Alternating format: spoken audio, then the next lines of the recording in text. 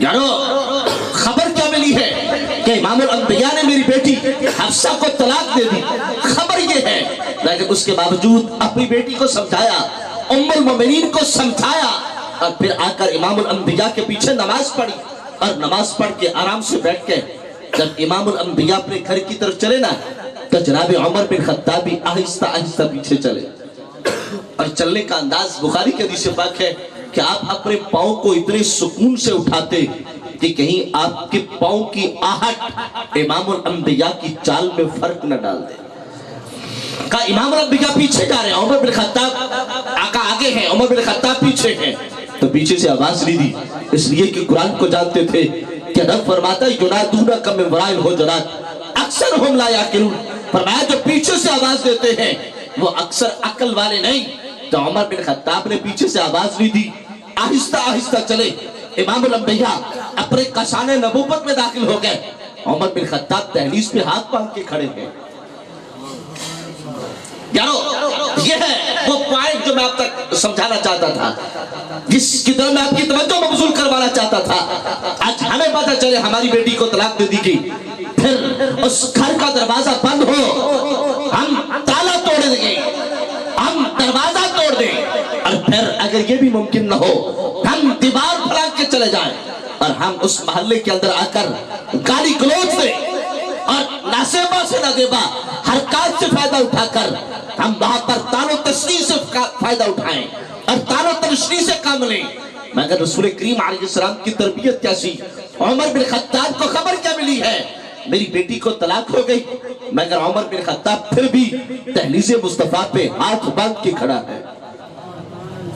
دروازہ توڑنا دور کی بات ہے, دروازہ کھٹکھٹایا بھی نہیں, تالا توڑنا دور کی بات ہے, آپ نے دہلیز پہ پاؤں بھی نہیں رکھا, دیوار پھلانگنا دور کی بات ہے.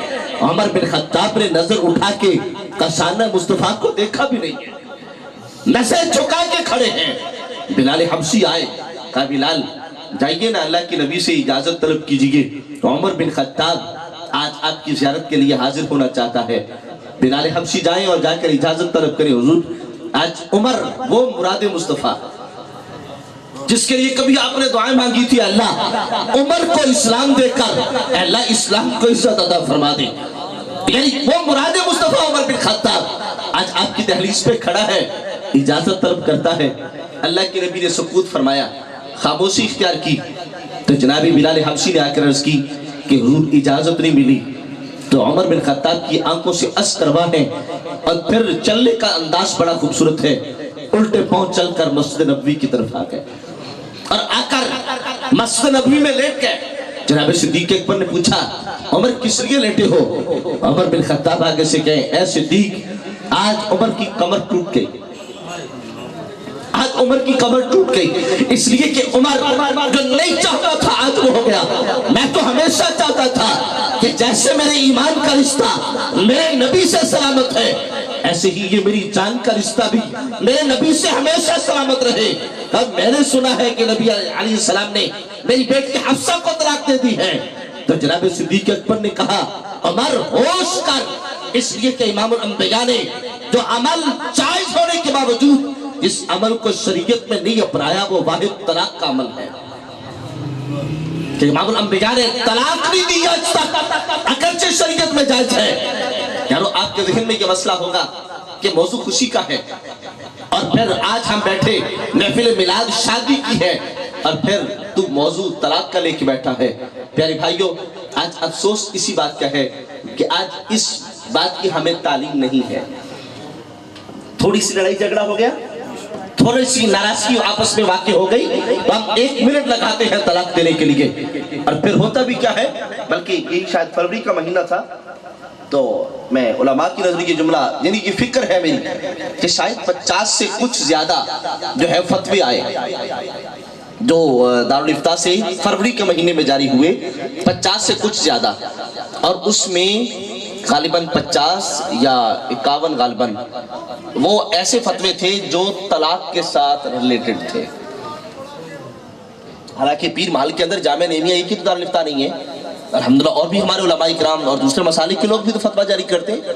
یعنی جو آپ کے ایک ادارے کے اندر فتاویٰ جات 1 مہینے میں جاری ہوئے, ان میں 50 فتوے کم و بیش وہ طلاق کے ساتھ ریلیٹڈ ہوں، اور پھر ان 50 میں سے غالباً 2 یا 3 ایسے فتوے جس میں طلاق شریعت کی تعلیمات کے مطابق دی گئی، ورنہ بقیہ ساری طلاقیں کیا کہ غصے میں تھا جی میں نے تینوں طلاقیں اکٹھی دے دی۔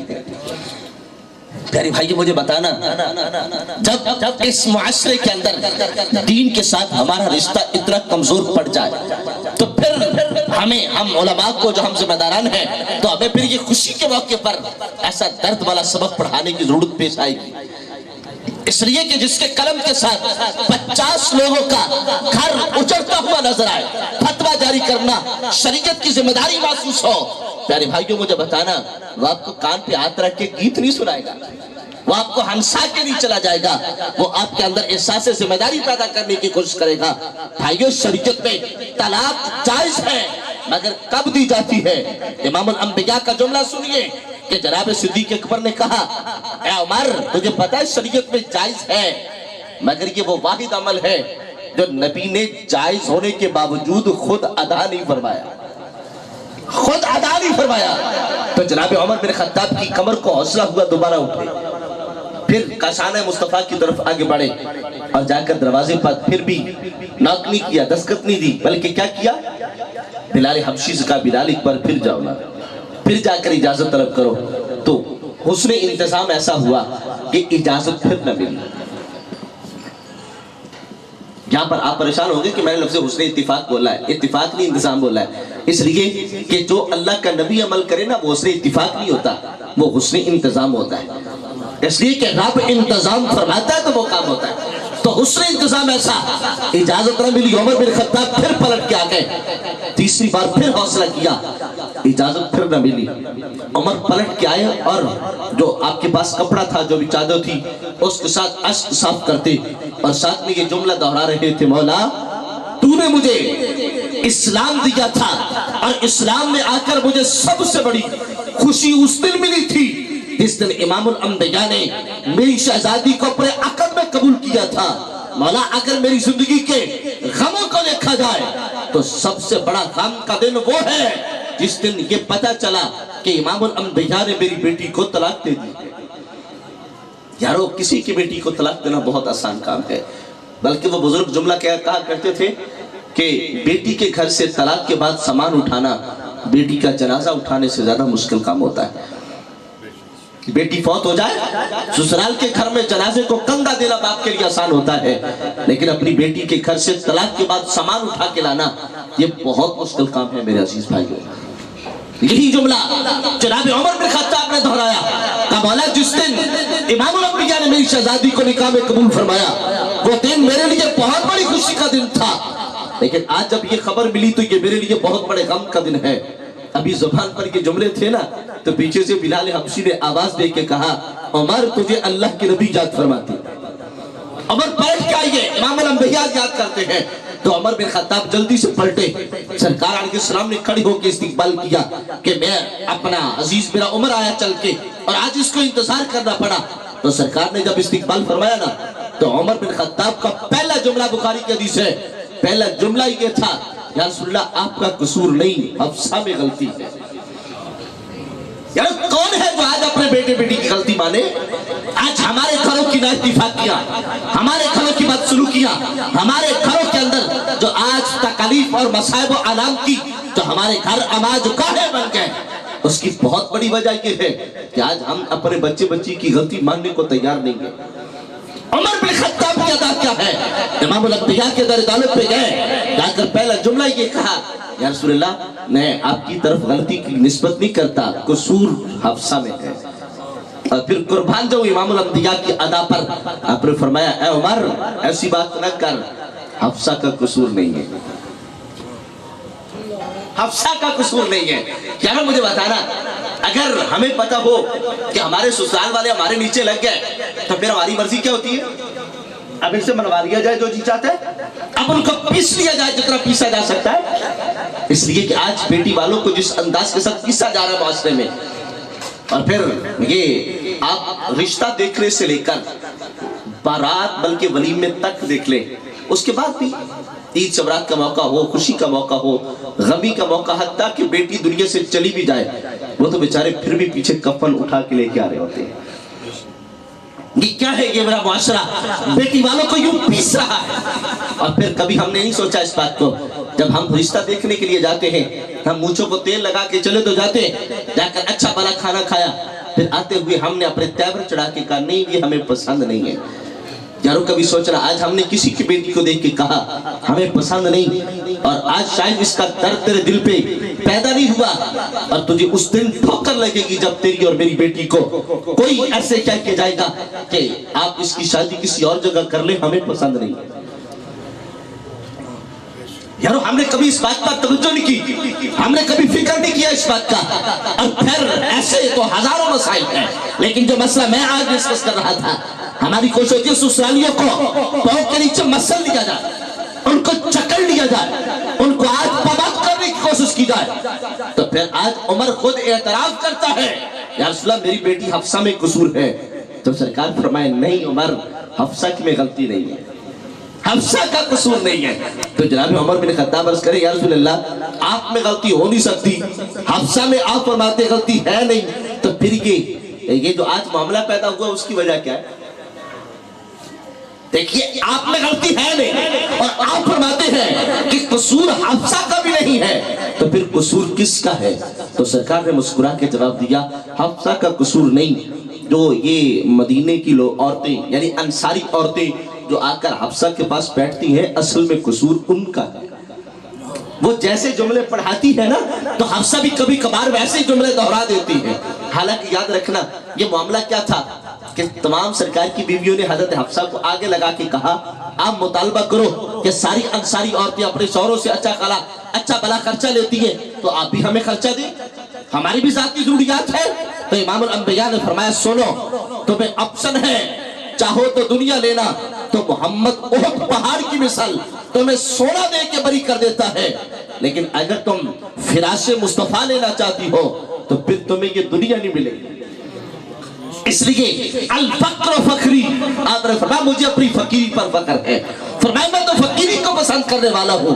حفصہ میں مال دے کر اپنے ساتھ نہیں رکھوں گا, ہاں مال لینا ہے تو مال دے کر تمہیں آزاد کر دوں گا. تو جب سرکار علیہ السلام نے فرمایا وہ آ کر بیٹھنے والی عورتیں جو حفصہ کو سبق دیتی ہیں نا, جملے پڑھاتی ہیں کہ ان کا قصور ہے, تو عمر بن خطاب نے ایک جملہ بڑا حسین کہا تھا. یہ چونکہ میں مفہوماً حدیث بیان کر رہا ہوں ورنہ کئی جگہ سے عربی باتیں مجھے یاد ہیں تو میں وقت بچانا چاہتا ہوں. تو جناب عمر بن خطاب نے عرض کی یا رسول اللہ جیسے ایک بات ہے. تو میں ہاں عمر کون سی بات محسوس کرتے ہو؟ کہا جب تک ہم مکے میں تھے نا تب تک چابی ہمارے ہاتھ میں تھی, جب تک ہم مکے میں تھے تب تک چابی ہمارے ہاتھ میں تھی, اور جب سے ہم مدینے میں آئے نا تب سے چابی ہماری بیویوں کے ہاتھ میں چلی گئی. اس وقت تک جو ہے نا وہ بات ہماری چلتی تھی, اب مجبوری ہے بات ان کی ماننا پڑتی ہے. تو سرکار علیہ السلام نے فرمایا اے عمر سن, عورت کو ٹیڑھی پسلی سے پیدا کیا گیا, اس کو سیدھا کرنے کی کوشش نہ کرنا ٹوٹ جائے گی. ہاں سن, کبھی ٹیڑھا عصا ہو نا وہ سیدھے عصا سے بسا اوقات فائدہ زیادہ دے جاتا ہے. ایک ڈنڈا ہو بالکل سیدھا, دوسرا ہو ٹیڑھا کبڑا ہو, تو سیدھے اگر آپ عصا سے سام مارنا چاہے تو نہیں مرے گا. اگر وہی خمدار ہو اس کے اندر ٹیڑھا پن ہو تو اس سے حشرات ارض کو مارنا ہو تو آسانی ہوگی. تو سرکار علیہ السلام نے فرمایا عمر سن, ٹیڑھی پسلی سے پیدا کی گئی, سیدھی کرنے کی کوشش نہ کرنا, ہاں اس کے فائدے بڑے ہیں. اس ٹیڑھی کو ساتھ گزارا کرنے کی کوشش کرنا, یہ سیدھے عصا سے زیادہ فائدہ دے جاتی ہے. تو برادر عزیز وقت جب سرکار علیہ السلام نے یہ جملہ سنا نا جناب عمر بن خطاب نے, تو عرض کیا رسول اللہ جو میں نے سنا ہے وہ کہاں تک درست ہے؟ یارو پہلے گراؤنڈ پیدا کیا پھر عرض کی. تو سرکار نے فرمایا نہیں عمر میں نے صرف بات کہی تھی اور طلاق میں نے دی. تو کہا حضور آپ یہیں پہ تشریف رکھیے, میں ابھی حفصہ کو بلا کے لاتا ہوں تاکہ وہ آپ سے معذرت کرے, آپ سے ابھی آ کر وہ معافی مانگتی ہے. تو سرکار نے فرمایا نہیں عمر حفصہ نہیں چل کے آئے گی, محمد خود چل کے جانے کو تیار بیٹھا. یارو اگر خدا نہ خواستہ ہمارے گھروں میں کبھی ناچاکی ہو جائے, ہماری بیوی وہ اپنے میکے بیٹھی ہو تو ہمارا جملہ کیا ہوتا ہے؟ ہاں اب تو آ جاوے, میں نہیں جانا ہے. یار کبھی سوچ رہا اپنی بہن کو توڑنا ہو تو کہیں وہ آ کے لے کے جائے، کسی کی بہن کو لانا ہو تو انا کا پتلا اتنا بڑا بن جائے کہ وہ خود چھوڑ کے جائے، وہ خود چل کے آ جائے۔ یار کبھی سوچنا جب اپنی بیٹی ہو تو جو ہمارا معیار ہوتا ہے، کاش ہم دوسری کی بیٹی کے لیے بھی ترازو عدل کا وہی لگائیں۔ جب دوسری کی بیٹی کو اپنی بیٹی سمجھیں گے پیارے بھائیوں، پھر ہمارا گھر سکھ اور چین والا بن جائے گا۔ اپنی بیٹی سے ہم کہیں تو نے کسی کی بات نہیں برداشت کرنی، بدلہ فوری لے لینا ہے، ہم سنبھال لیں گے، اور دوسری کی بیٹی کے لیے کہتے ہو یہ باتیں کرتی آگے سے۔ یارو سرکار کے اصحاب نے سے جو تربیت پائی تھی صحابہ نے، کبھی ان کو پڑھ کے دیکھنا۔ عمر بن خطاب کا زمانہ تھا، کسی صاحب کے گھر کے اندر کوئی مسئلہ بن گیا نا تو مشورہ لینے کے لیے چلے گئے کہ میں مشورہ لے کے آتا ہوں عمر بن خطاب سے کہ اس کو طلاق دے دوں۔ یہ اس وقت کی بات ہے جب علماء سے لوگ طلاق دینے سے پہلے مشورہ کرتے تھے۔ آج طلاقیں وہ بھی تینوں طلاقیں دے کے آگے پھر مشورہ کرتے ہیں۔ اب ہمارے لیے کوئی راستہ ہے؟ گھر کے اندر ناراضگی ہوئی تو کہا پوچھنے کے لیے آئے، جب آئے نا تو عمر بن خطاب رضی اللہ عنہ کے گھر کے اندر بھی کچھ آواز بلند محسوس ہوئی تو وہیں سے واپس پلٹے۔ خادم نے پوچھا خیریت سے آئے تھے؟ کہا امیر المومنین سے ملنا تھا لیکن وہ چونکہ مصروف ہے میں پھر مل لوں گا۔ تو خادم نے عمر بن خطاب کو بتایا فلاں سے ابھی آئے تھے ملنے کے لیے۔ جب کچھ ٹائم کے بعد عمر بن خطاب کی ان سے ملاقات ہوئی نا صاحب سے، کہا بھائی تم آئے تھے بغیر ملے واپس چلے گئے، کیا کام تھا؟ خیریت تھی؟ کہا حضور جس کام آئے تھے نا وہ کام میرا حل ہو گیا، جو کام میں آئے تھے میرا کام ہو گیا تھا۔ پوچھا کام تیرا کیا تھا؟ کہا حضور کام میرا وہی تھا جو آپ کے گھر میں تھا، کیونکہ میرے گھر کے اندر کچھ ناچاکی تھی اور میں نے کچھ آواز میں تلقی آپ کے گھر کے اندر بھی سنی ہے۔ تو کہا اس وجہ سے بس خاموشی سے واپس آ گیا کہ اب اگر عمر بن خطاب ہو کر اپنے گھر سے اگر کبھی بلند آواز پیدا ہو جائے، اگر اس کو برداشت کر سکتا ہے تو پھر میں کیوں نہیں کر سکتا؟ تو عمر بن خطاب کے جواب بڑا حسین تھا، آپ نے فرمایا سن، جو عمر کا غصہ برداشت کرے۔ کہا عمر کا غصہ شیطان بھی نہیں برداشت کرتا، شیطان عمر کو دیکھ کے راستہ چھوڑ جاتا ہے۔ کہا عمر کا غصہ تو پہاڑ بھی برداشت نہیں کرتے، عمر کا غصہ تو دریا بھی برداشت نہیں کرتے۔ تو کہا بتا جس عمر کے غصے کو کہ پرندے اور حشرات الارض برداشت نہ کریں، کہا اگر اس عمر کا غصہ میری اہلیہ محترمہ میری بیوی ہمیشہ برداشت کرے، کہا وہ عمر کا غصہ ہمیشہ برداشت کرے۔ آج اگر اس کو غصہ آ گیا تھا تو عمر طلاق دے کے فارغ کر دیتا؟ کہا نہیں، وہ ہمیشہ میرا غصہ برداشت کرے۔ تو کہا میرا حق بنتا ہے میں اور زیادہ پہرا۔ اور پھر آپ نے فوائد بتایا، کہا دیکھنا جس کی وجہ سے میرا ایمان کامل ہوا، جس کی وجہ سے میری نسل آگے چلی، جس کی وجہ سے میری عزت پر پہرا ہوتا ہے، کہا جو بغیر خرچے کے، بغیر فیس کے، بغیر اجرت کے جو میرے مال پر میری اولاد پر پہرا دیتی ہے، کہا جس کے اتنے مجھے فائدے ہیں، اگر کبھی اس کی طرف سے مجھے تکلیف پہنچ گئی تو کیا میں تمام فائدوں کو ٹھوکر مار کے اس کو طلاق دے دیتا؟ یارو یہ ہے صحابہ کی زندگی کے وہ پورشن جن کو آج ہمیں اڈاپٹ کرنے کی، اپنانے کی حاجت ہے، ان کو اپنی زندگی میں ڈھالنے کی حاجت ہے۔ تو جناب عمر بن خطاب نے کہا حضور میں حفصہ کو بلا کے لاتا ہوں۔ آپ نے فرمایا نہیں عمر، حفصہ کو مت بلانا، محمد خود چل کے جاتا ہے، محمد چل کے جاتا ہے۔ تو سرکار علیہ السلام تشریف لے گئے۔ جب سرکار گئے نا تو عمر بن خطاب نے سیدھا حفصہ سے کہا حفصہ آگے بڑھ کے امام الانبیاء کے قدم چومنا، امام الانبیاء کے قدم چوم۔ تو سیدہ حفصہ نے یہ نہیں کہا میرا قصور کیا تھا، کس لیے قدم چمواتے ہو؟ امام الانبیاء کے قدموں میں گر گئیں، ابھی گری نہیں تھی، امام الانبیاء نے سنبھالا دے کے کہا فرمایا سنو، جو اپنے گھر کو بچانا چاہے نا رب بھی اس کے گھر کو بچانا چاہتا ہے۔ اس وقت یہ قرآن کی آیت نازل ہوئی والذین جاہدوا فینا لنہدینہم سبلنا، فرمایا وہ لوگ جو ہماری راہ کے اندر مشقت برداشت کریں، اپنی زندگی کو سنبھل کے کوشش کر کے چلائیں، فرمایا رب الآخر رب تعالیٰ ان کی مرادوں کا گوہر ان کو عطا فرما دیتا ہے۔ تو یارو آج ہمیں ضرورت ہے اس بات کی کہ ہم اپنے گھروں کی ان ناچاکیوں کو غصے کے ساتھ نہیں دیکھیں نا۔ اللہ کا قرآن ہے فَاصْبِرْ كَمَا صَبَرَ أُولُو الْعَزْمِ مِنَ الرُّسُلِ، رب فرماتا ہے حبیب آپ ایسا صبر کیجئے جیسے اولو العزم انبیاء نے صبر فرمایا۔ تو یارو آج ہمارا بھی حق ہے ہم اپنے گھروں کا نظام چلانے کے لیے قوت برداشت سے فائدہ لیں، اس لیے کہ آج ہمارے پاس اگر کمی ہے تو قوت برداشت کی، آج ہمارے پاس قوت برداشت نہیں ہے، سب کچھ ہے ہمارے پاس، قوت برداشت نہیں ہے۔ کاش ہمارے پاس آج قوت برداشت آ جائے تو پھر آج ہماری ہر طرح کی ضرورتیں، ہر طرح کی پریشانیاں دور جا سکتی ہیں، ہر طرح کی ہماری تمنائیں پوری ہو سکتی ہیں۔ رب تعالیٰ ہمارے گھروں کو آج بھی خوشیوں، امن اور تندرستی کے گہوارے بنا سکتا ہے۔ تو چونکہ مجھے محسوس ہوتا ہے کہ شاید محفل پاک کبھی مزید چلے گی، تو اس لیے میں اپنی بات کو مزید آگے طول نہیں دینا چاہتا۔ تو یہ جو میں نے آپ کے سامنے آج ایک حدیث پاک رکھی ہے، ابتدا میں جو میں نے کہا تھا ایک حدیث آپ کو سنانی ہے، تب آپ بڑے خوش ہوئے تھے کہ چلو 2-4 منٹ مولوی جان چھڑ دے گا۔ چونکہ کچی لسی سیانے کہنے سے کچی لسی سے لڑائی جنی وداؤ بد جاتی، لیکن میں کہا کرتا ہوں نہیں، کچی لسی بھی اتنے جا کے مک جاتی، لڑائی تو بداؤنی چاہیے نہیں۔ اصل بات یہ مولوی کی بات ہے، اس کو جتنا بڑھاؤ بڑھ جاتی ہے۔